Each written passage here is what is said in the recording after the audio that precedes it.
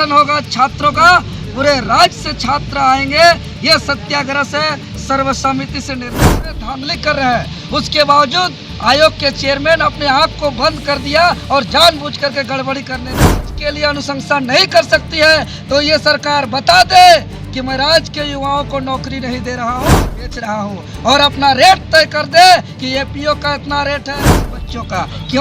क्योंकि आज जेपीएससी पर पिछले 26 सालों से पेपर लीक हो रहा है, लेकिन बच्चा का एक डीपर पर उनका पोटी लीक नहीं होता है। तो ये हम लोग बताने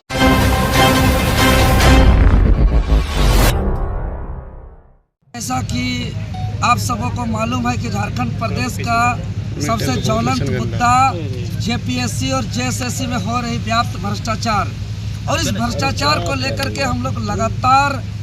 छात्र के अगुवाई में आंदोलन चल रही है। जेपीएससी जेएसएससी भ्रष्टाचार मुक्त भर्ती अभियान,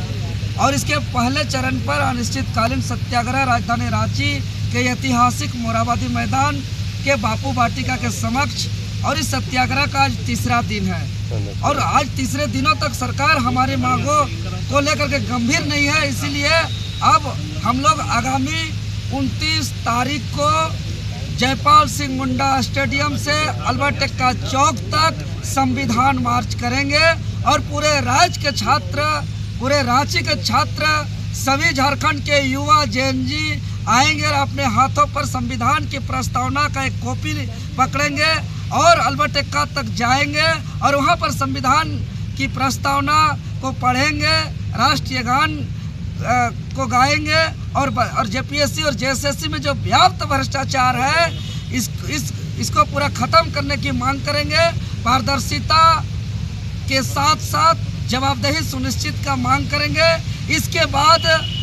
मानसून सत्र के पहला दिन 6 अगस्त को पूरा शक्ति का प्रदर्शन होगा छात्रों का, पूरे राज्य से छात्र आएंगे। यह सत्याग्रह से सर्वसम्मति से निर्णय लिया गया है, यानी कि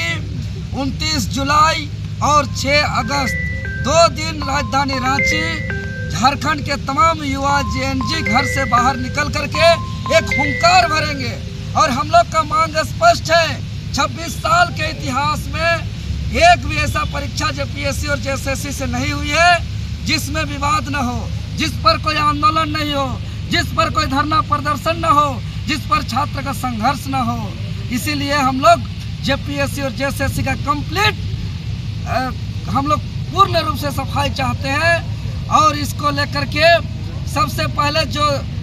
14वीं जेपीएससी पर जो भी कार्रवाई देख रहे हैं, एल ख्यांगते का रिजाइन, श्वेता गुप्ता का गिरफ्तारी, अभय तिवारी समेत अन्य लोगों को गिरफ्तारी, और आज जो पत्र जारी हुआ 1 जनवरी को ही पहले ही सूचित किया गया था बाय नेम के साथ कि ये टीडीपीएल एजेंसी के तरफ से जो अभय तिवारी है के साथ साथ अवध है, ये तमाम लोग यहाँ पे ओएमआर हेरा फेरी कर रहे हैं, धांधली कर रहे हैं। उसके बावजूद आयोग के चेयरमैन अपने आंख को बंद कर दिया और जानबूझ करके गड़बड़ी करने दिया। इसीलिए हम लोग मांग करते हैं कि एल ख्यांगते जेपीएससी चेयरमैन पर, जेएसएससी चेयरमैन सचिव सुधीर गुप्ता पर, अभय तिवारी पर और श्वेता गुप्ता और अवध पर ईडी जांच करे। अगर इस पर ईडी जांच करती है तो बहुत सारा बात सामने आएगा। अभी तक कोई भी परीक्षा पर झारखंड में ईडी का जांच नहीं हुआ है, बाकी सीबीआई जांच 11 बार जेपीएससी से हो चुका है, एसआईटी भी जांच हुआ है और तमाम तरीके का जांच हुआ है। और जितने भी जेपीएससी और जेएसएससी से जो भी अधिकारी, पदाधिकारी, चेयरमैन, सचिव, किरानी, चपरासी, सदस्य, कर्मी, सारे को बदला जाए, पूरी तरीके से रिफॉर्म किया जाए। और अगर ये सरकार जेपीएससी और जेएसएससी को रिफॉर्म नहीं कर सकती है, ईडी जांच के लिए अनुशंसा नहीं कर सकती है, तो ये सरकार बता दे कि मैं राज्य के युवाओं को नौकरी नहीं दे रहा हूँ, मैं राज्य में नौकरी बेच रहा हूँ, और अपना रेट तय कर दे कि एपीओ का इतना रेट है, एपीपी का इतना रेट है, सीजीएल का इतना रेट है,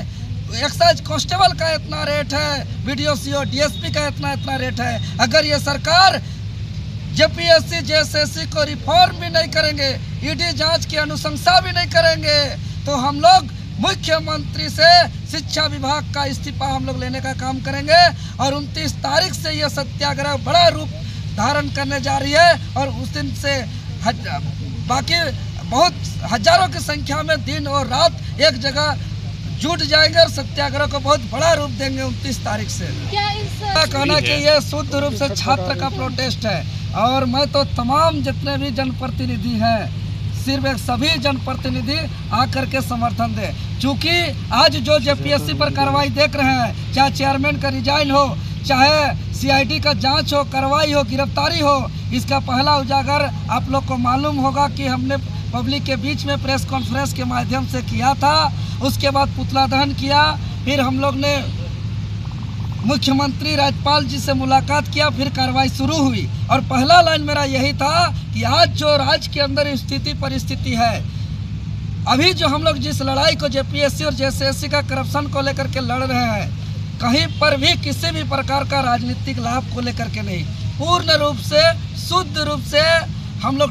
मैंने छात्र हित के लिए न डायरेक्ट न इनडायरेक्ट किसी प्रकार का लाभ नहीं। इसलिए अगले पंक्ति पर हम लोग छात्र को अगुवाई की है, ये छात्र को नेतृत्व प्रदान किए हैं और हम लोग छात्र के सपोर्ट में, चूँकि शुरू से छात्र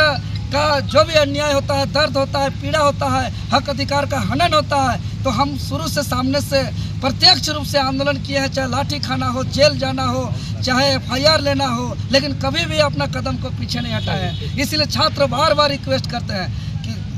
कि हम आगे रहिए, लेकिन सीधे छात्र कहते हैं कि आप नहीं रहिएगा तो राज्य हम लोग का बर्बाद हो जाएगा, हम लोग कहीं के नहीं रहेंगे, आपको रहना होगा। इसीलिए हम इन लोग के साथ है, कदम पे कदम मिला रहे, इन लोग से एक पंक्ति पीछे है, इन लोग की अगुवाई में हम इस आंदोलन को पूरे राज्य में एक बहुत बड़ा मूवमेंट, बहुत बड़ा प्रोटेस्ट, ये दिल्ली का जंतर मंतर, देखिए ये रांची का जंतर मंतर हम लोग ये सत्याग्रह स्थल बन चुका है। डेली शाम को जेएनजी का हुजूम उमड़ता है आज, और अलग अलग हम लोग का एक्टिविटी रोज होता है। आज हम लोग जेपीएससी के गेट पर जाकर के डीपर सौंपेंगे बच्चों का, क्योंकि आज जेपीएससी पर पिछले 26 सालों से पेपर लीक हो रहा है, लेकिन बच्चा का एक डीपर पर उनका पोटे लीक नहीं होता है। तो ये हम लोग बताने का काम करेंगे कि आप लोग सभी आप डीपर पहन करके आइए, ताकि यहाँ पर कोई चीज़ लीक ना हो। तो इस तरीके से अलग अलग एक्टिविटी को हम लोग निरंतर रोज हम लोग रचनात्मक रूप से करेंगे और अलग अलग डेली नुक्कड़ नाटक हो, शाम को हम लोग का सत्याग्रह स्थल पर होगा और अलग अलग तरीके से अलग अलग स्वरूप पे इस आंदोलन को हम लोग करेंगे।